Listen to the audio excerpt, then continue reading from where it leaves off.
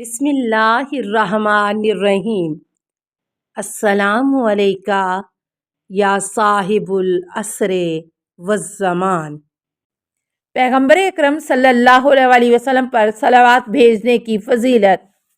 ابان احمر عبدالسلام بن نعیم سے روایت کرتے ہیں کہ انہوں نے کہا، میں نے حضرت امام جعفر صادق علیہ السلام کی خدمت میں عرض کیا، میں خانہ کعبہ میں داخل ہوا تو مجھے پیغمبر اکرم صلی اللہ علیہ وسلم پر صلوات بھیجنے کے علاوہ کوئی دعا یاد نہ آئی، اس کا کیا حکم ہے؟ امام علیہ السلام نے فرمایا، ایسا کوئی بھی شخص کعبہ سے باہر نہیں ہے کہ جس کا عمل آپ کے عمل سے بہتر ہو۔ ثواب الاعمال صفحہ 140، بحار الانوار جلد 91 صفحہ 57، حدیث 34۔ آل محمد کون ہیں؟ حضرت ابو بصیر کہتے ہیں کہ میں نے حضرت امام جعفر صادق علیہ السلام کی خدمت میں عرض کیا، آل محمد کون ہیں؟ امام علیہ السلام نے فرمایا، آپ صلی اللہ علیہ وسلم کی ذریت اور نسل۔ میں نے عرض کیا، آپ صلی اللہ علیہ وسلم کے اہل بیت کون ہیں؟ امام علیہ السلام نے فرمایا، آپ صلی اللہ علیہ وسلم کے جانشین ائمہ۔ میں نے عرض کیا، آپ صلی اللہ علیہ وسلم کی اطرت کون ہے؟ امام علیہ السلام نے فرمایا، اصحاب ابا۔ میں نے عرض کیا، آپ صلی اللہ علیہ وسلم کی امت کون ہے؟ امام علیہ السلام نے فرمایا، وہ مومنین ہیں کہ جنہوں نے اس کی تصدیق کی جو خداوند عز و جل کی طرف سے آیا ہے، اور ثقلین سے تمسک کیا اور ان سے تمسک اور ان کی پیروی کا حکم دیا ہے۔ کتاب خدا، اطرت اور ان کے خاندان نے کہ جنہیں خداوند نے مکمل طور پر پلیتی سے پاک قرار دیا، اور وہ دونوں رسول خدا صلی اللہ علیہ وسلم کے بعد امت میں آپ صلی اللہ علیہ وسلم کے جانشین ہیں۔ امالی شیخ صدوق صفحہ 240، حدیث 10۔ محمد بن سلیمان ولیمی اپنے باپ سے روایت کرتے ہیں کہ انہوں نے کہا، میں نے حضرت امام جعفر صادق علیہ السلام کی خدمت میں عرض کیا، آپ علیہ السلام پر قربان ہو جاؤں، آل سے مراد کون ہیں؟ امام علیہ السلام نے فرمایا، ائمہ علیہم السلام۔ میں نے عرض کیا، خداوند عز و جل کے فرمان، ادخلوا آل فرعون اشد العذاب، غافر 46۔ آل فرعون کو سخت ترین عذاب میں نازل کرو کا کیا معنی ہے؟ امام علیہ السلام نے فرمایا، خدا کی قسم، خدا کی مراد اس کی بیٹی کے علاوہ کوئی اور نہیں ہے۔ بحار الانوار جلد 25 صفحہ 216، حدیث 12۔ نمبر 3، عبداللہ بن میسرہ کہتے ہیں کہ میں نے حضرت امام جعفر صادق علیہ السلام کی خدمت میں عرض کیا، ہم کہتے ہیں، اللہم صلی علی محمد و آل بیتہ، اور بعض کہتے ہیں ہم آل محمد ہیں۔ امام علیہ السلام نے فرمایا، آل محمد صرف اور صرف وہی ہیں کہ خداوند نے جن کے ساتھ رسول اکرم صلی اللہ علیہ وسلم کے ازدواج اور نکاح کرنے کو حرام کیا ہے۔ معنی الاخبار صفحہ 23، بحار الانوار جلد 83 صفحہ 78، حدیث 3۔ روزے جمعہ کے بہترین اعمال کیا ہیں؟ حماد بن عثمان کہتے ہیں کہ میں نے حضرت امام جعفر صادق علیہ السلام کی خدمت میں عرض کیا، آپ علیہ السلام ہمیں یہ بتائیں کہ روزے جمعہ کون سا عمل بہتر ہے؟ امام علیہ السلام نے فرمایا، عصر کے بعد پیغمبر خدا اور آپ صلی اللہ علیہ وسلم کے اہل بیت پر 100 مرتبہ درود بھیجنا، اور اگر زیادہ مقدار میں کہو تو بہتر ہے۔ المحاسن صفحہ 590، بحار الانوار جلد 83 صفحہ 78، حدیث 3۔ آیت والذین یصلون ما امر اللہ کن کے بارے میں نازل ہوئی؟ نمبر 1، عمر بن زید کہتے ہیں کہ میں نے حضرت امام جعفر صادق علیہ السلام سے آیت شریفہ والذین یصلون ما امر اللہ بہ ان یوصل سورہ رعد آیت 21 اور جو ان تعلقات کو قائم رکھتے ہیں جنہیں خدا نے قائم رکھنے کا حکم دیا ہے کے بارے میں سوال کیا۔ امام علیہ السلام نے فرمایا یہ آیت خاندان آل محمد صلی اللہ علیہ وآلہ وسلم کے بارے میں نازل ہوئی ہے اور ممکن ہے کہ ان کے رشتہ داروں کے متعلق بھی ہو۔ پھر امام علیہ السلام نے فرمایا ان لوگوں کی طرح مت ہونا کہ جو آیت کی تفسیر کے بارے میں کہتے ہیں کہ مراد صرف یہی ایک ہی ہے۔ مرحوم علامہ اس حدیث کے ذیل میں لکھتے ہیں قد بعض اوقات مجازن تاکید اور تحقیق اور بعض دفعہ تقلیل کے لیے آتا ہے۔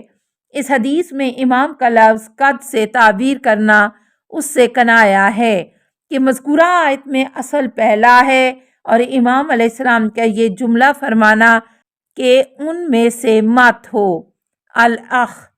اس کا معنی یہ ہے کہ جب کوئی آیت کسی خاص مورد میں نازل ہو تو آپ لوگ اس کے حکم کو اسی کے ساتھ خاص مت کریں گے بلکہ اس کی مانند دوسرے معنی کو بھی شامل کریں۔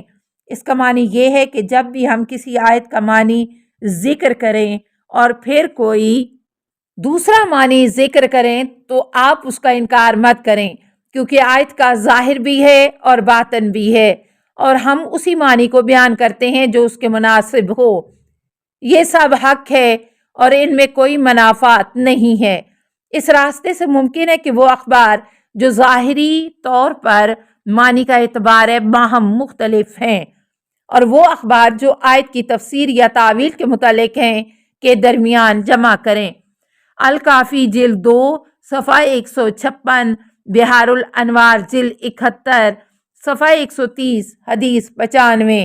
نمبر 2، عمر بن مریم کہتے ہیں کہ میں نے حضرت امام جعفر صادق علیہ السلام سے خداوند متعال کے فرمان والذین یاصلون ما امر اللہ بہ ان یوصل کے متعلق سوال کیا تو امام علیہ السلام نے فرمایا اس کے مصادیق میں ایک صلہ رحم ہے اور اس کی بہترین تعویل یہ ہے کہ ہمارے ساتھ اپنے تعلق کو محفوظ محکم کرو۔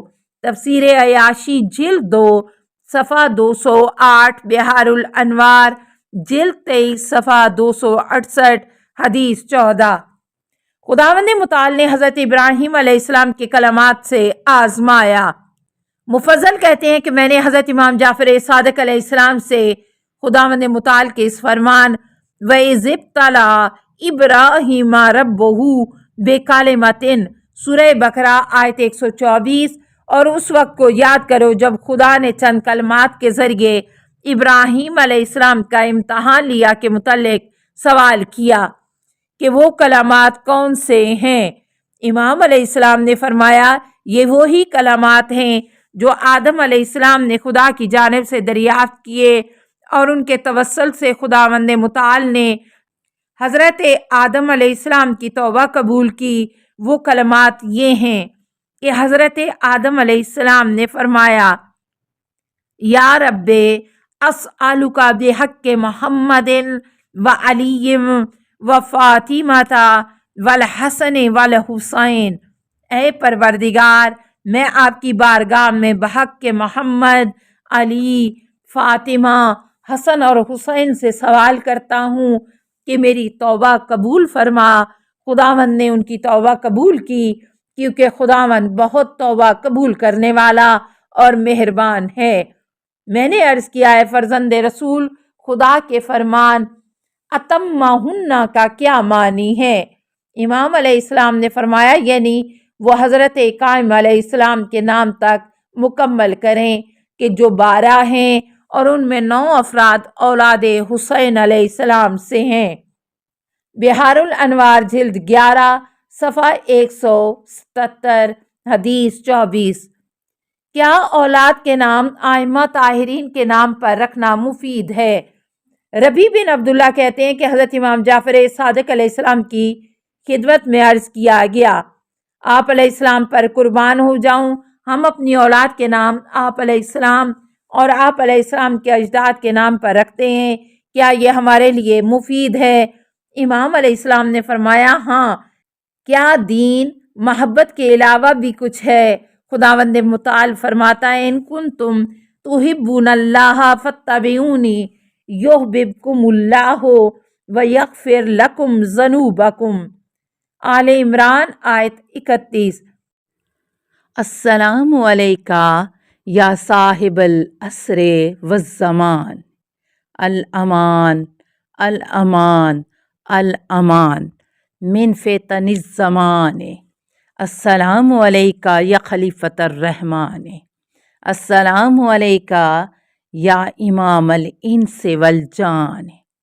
अस्सलामु अलैका या मज़हरल ईमान। अस्सलामु अलैका या शरीकल कुरान। अस्सलामु अलैका या कातिल बुरहान। अस्सलामु अलैका या इमाम ज़मानिना हाज़ा अजलल्लाहु फ़रजक व सहलल्लाहु मखरजक व ज़हूरका। अस्सलामु अलैका व रहमतुल्लाह। अल्लाहुम्मा सल्लि अला मुहम्मदिन व आलि मुहम्मद।